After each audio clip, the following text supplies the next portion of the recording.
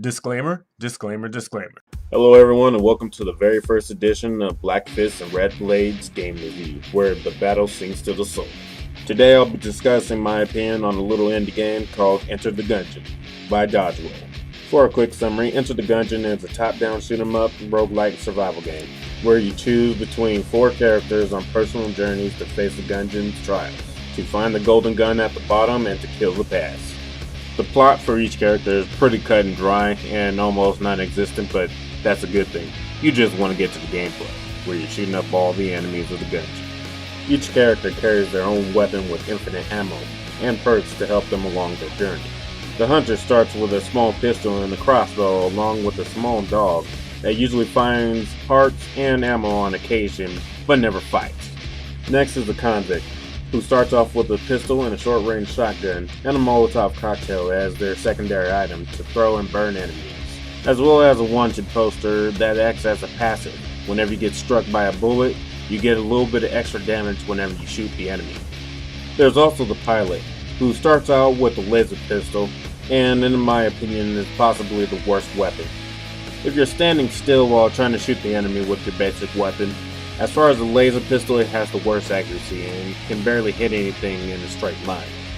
But it does make up for it because it has a lucky charm that allows him to reduce the prices in stores, and a crowbar that allows him to break open chests 50% of the time. And last but not least is my favorite, but the Marine.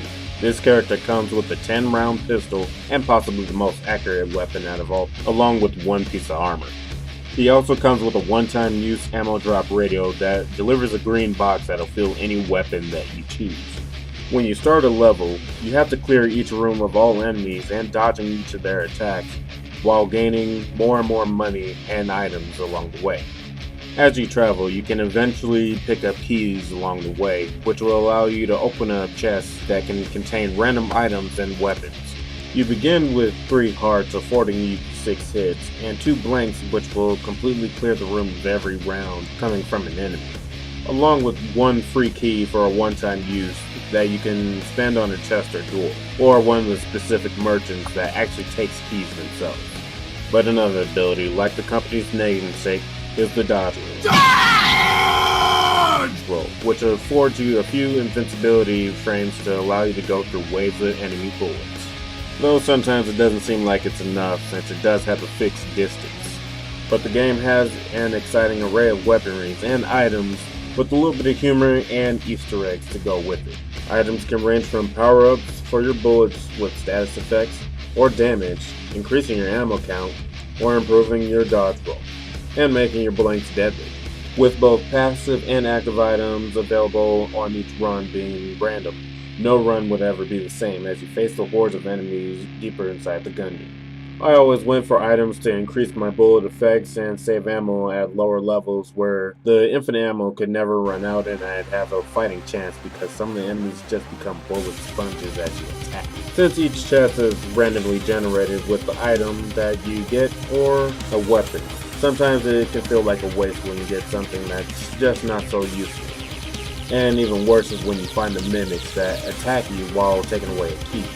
That's why it's a good way to shoot them in the face. Hidden in each level are different secrets that are able to take you to different levels or even secret rooms where you can get good items. This can also lead to new NPCs in need of rescue that will offer their services or more shops that can run a little expensive. As you make your way to the bosses of each floor, several battles can take place.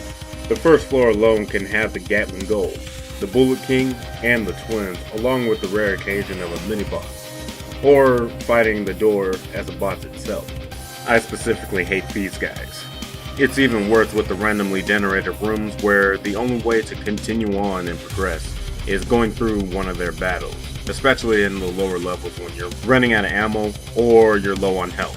Sometimes special rooms can appear with a unique offer. That's about all for the gameplay, and honestly, I love this game. Even today, I'm still playing it, trying to defeat one of the other levels that I just learned about. Either way, using one of the characters to fight on your way to the bottom, dropping enemies as you go by, and weaving through all the bullet hell like a mad dancing John Woo film is just awesome. However, no game is perfect. I understand that this is a smut, and it's no Ikaruga. I don't think I'd even try one of those. But it does have some issues with the enemy placement or combination.